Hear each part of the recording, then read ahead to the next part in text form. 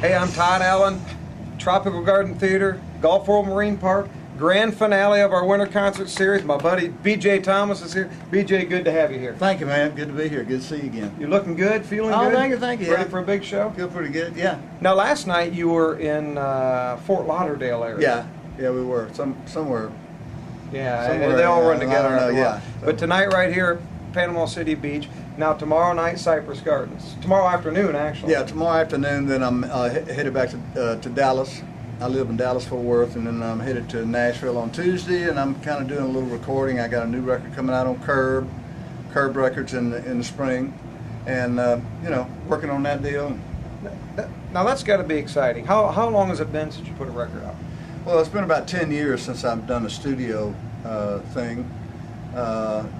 So, my daughter was asking, Dad, what you got that's new, and she picked me up at the airport, and I said, well, I don't have anything new. I mean, who cares, And she said, hey, Dad, she said, the people that love to hear you sing, they need to hear you sing now more than ever, Yeah. And so it kind of was like a wake-up thing for me, and I said, well, okay, and so we went in and did this thing, and we were actually going to try to do like an online record company, but Curb was interested in it. They liked it, and we thought that was the thing to do with it. So that was a lot of fun, and I did some soundtrack work for a movie called Jake's Corner last year, and I played a little part in it. So that was kind of fun. So we still the situations, thank God, still come up where we can do our music. Oh, that's great that you're still as active as you are. Now, I saw a commercial the other day, and I think I've saw it a couple times. I think is it a windshield wiper commercial? And they're playing Raindrops? Oh, I think I've seen that. I've heard about it. I don't know if I've actually seen it, but yeah, it's not the money. It's the money, So anyway, I think that's just I don't know who did that, but that song is like one of those songs that just continues to. If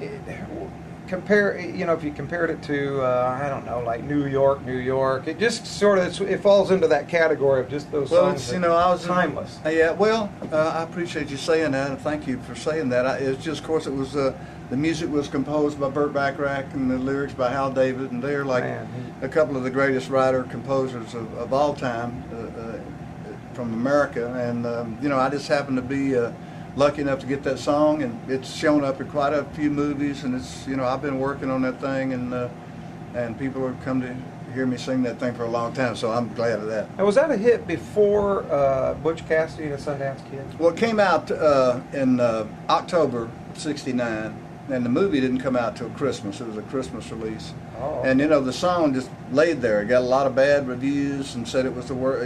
Life magazine said it was the worst song they'd ever written. Man. And it just kind of laid there. A lot of radio stations wouldn't play it. They said, no, he's singing the wrong note, falling on my head, And so anyway, there was a lot of resistance to the song. But when the movie came out, and it was a great movie, Butch Cassidy, and when the movie hit so big, then the song just took off and sold like 200,000 or 300,000 copies every day for about 3 years. So it was their biggest song, and I'm glad I had something to do with it. Now, of course, everybody knows I'm a big Elvis fan. I think me B.J. Thomas too, man. loves Elvis, and to have Absolutely. Elvis do one of your songs, man, that almost would be the thrill of a lifetime. Oh man, it really was, and he actually did a couple of my songs. He had a couple of releases on some other things that I did in England, and I think he wasn't crazy about a lot of singers, but I think he liked me because of one of my early records called Mama.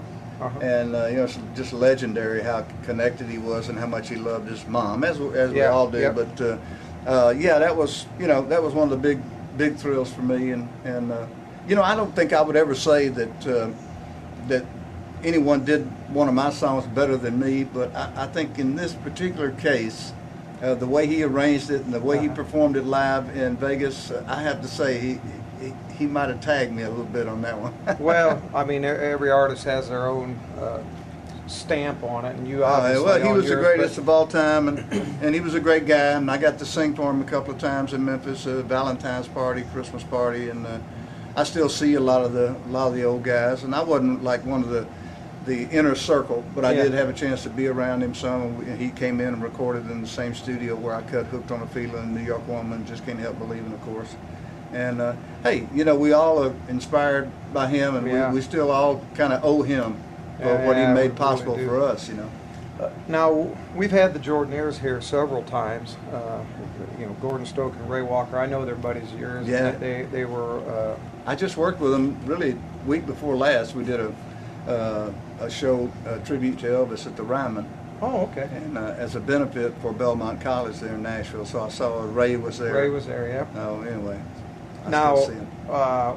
they're on a couple of the early songs, or Just a many, yeah, a lot. yeah. I mean, it's hard to keep track. But Yeah, they were on most of the things he did for the first 5 or 6 years, and then he always liked to use the backup singers. So he finally went to he always had the 4 or 5 gospel Yeah. quartets behind him and the ladies, and so he just liked that sound, and it's a great sound.